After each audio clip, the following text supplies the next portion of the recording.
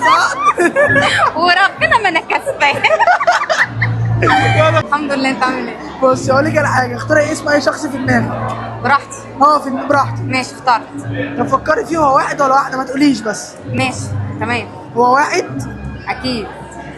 طب هو قريب منك برضه شويه صح؟ قوي، قلبي وروحي وحياتي. يا اختي يا اختي يا اختي يا اختي.